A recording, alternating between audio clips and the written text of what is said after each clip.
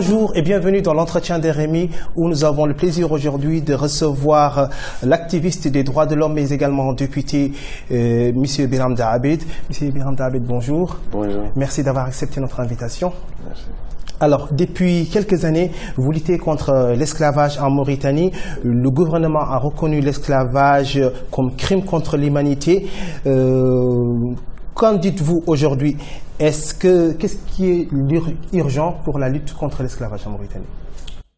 Ce qui est urgent pour éradiquer l'esclavage en Mauritanie, c'est de dégager ce gouvernement, ce régime qui, par une main, fait voter et dicte des lois contre l'esclavage, ratifie des conventions internationales contre l'esclavage, mais mène une guerre sans merci contre les militants abolitionnistes pacifiques qui veulent dénoncer les crimes d'esclavage et les amener devant les tribunaux.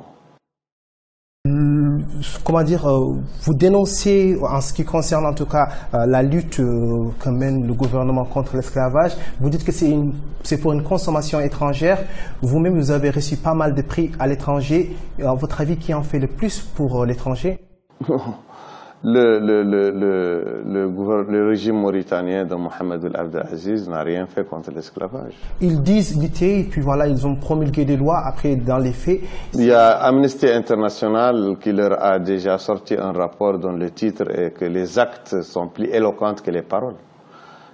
Ça en dit long sur la fausse ambiance et la fausse impression que donne le gouvernement mauritanien, qui remplit chaque mois ses prisons de militants anti-esclavagistes pacifiques qui sont soutenus par les organisations de défense des droits de l'homme internationales, par les observateurs internationaux, et qui sont décrits comme étant des militants pacifiques conformes au droit national mauritanien et au droit international. Ce gouvernement qui est dénoncé, épinglé par toutes les instances internationales onusiennes, mais aussi sous-régionales dans le monde et par les organisations nationales mauritaniennes. Donc ce gouvernement n'a rien fait que 17 procès politiques pour les membres de IRA Mauritanie durant la décennie où Mohamed Ould Abdelaziz est président, des dizaines de membres militants pacifiques de IRA torturés et encore des dizaines incarcérés et condamnés à des peines de prison plus ou moins lourdes et dans des procès inéquitables.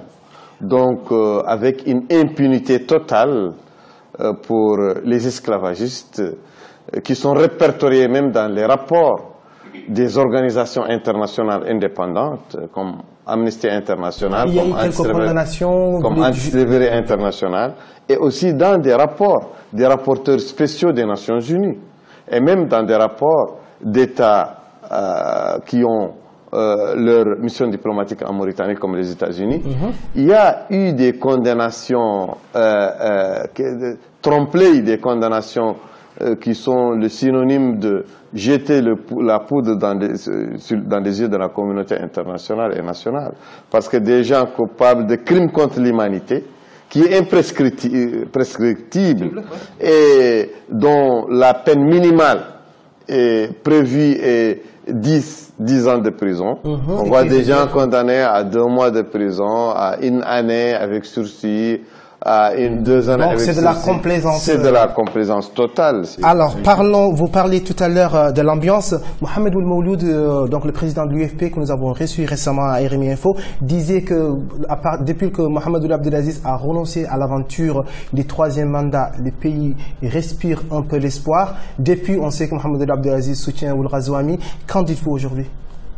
Bon, je pense qu'avec la candidature du général Mohamed Ould Ghazouani, une candidature présentée par Mohamed Ould Abdelaziz lui-même, je pense que Mohamed Ould Abdelaziz rempile, mais derrière les rideaux. Je pense que Mohamed Ould Ghazouani n'est qu'un écran, n'est qu'une marionnette entre les mains de Mohamed Ould Abdelaziz. Donc Mohamed Ould Abdelaziz voudrait encore obtenir une décennie du pouvoir, mais il va tirer les ficelles du pouvoir, il va gouverner la Mauritanie par procuration de Mohamed El Ghazouani. Donc le danger reste toujours là, mais je sais que le peuple mauritanien va difficilement laisser faire Mohamed El Abdelaziz, arriver à ses desseins et encore de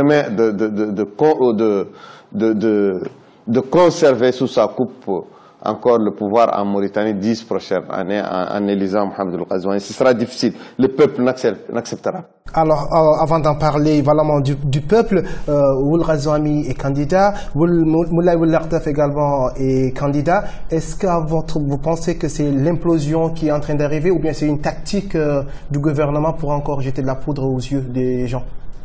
Je pense que Ould Ghazouani, Ould Mohamed El Aqlaf, Sidi Mohamed Ould Boubacar, tous les trois sont des candidats du système. Je pense que c'est une tactique, une stratégie de la part de Mohamed Ould Abdelaziz parce que les trois sont les hommes de Mohamed Ould Abdelaziz.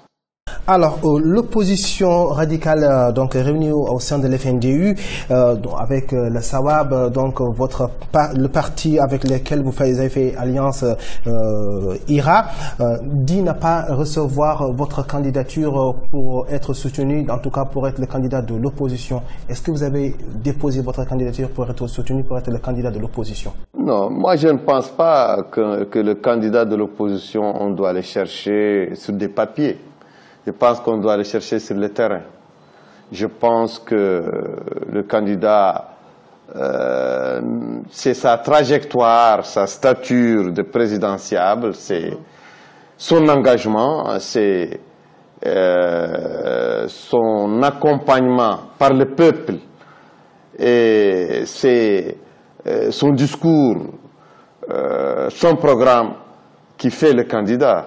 Et je pense que toutes ces qualités d'un candidat de l'opposition ne se retrouvent que dans Biram David, qui est déjà candidat, chacun le sait, et le parti Sawab, comme les autres partis, car je ne suis pas le candidat d'un parti, je suis le candidat indépendant. Je suis un candidat indépendant, je ne suis pas le candidat d'un parti, mais tous les partis peuvent me soutenir, et je pense que... Vous les invitez à vous soutenir? J'ai déjà invité, et je profite encore de votre micro pour inviter tous les partis d'opposition, toute la société civile, tous les mouvements des jeunes, et toutes les personnes qui étaient astreintes par l'arbitraire de Mohamed Ould Abdelaziz de rester dans son parti, de rester dans sa mouvance, de sortir, de se libérer et de venir soutenir la candidature de la rupture, la candidature du changement,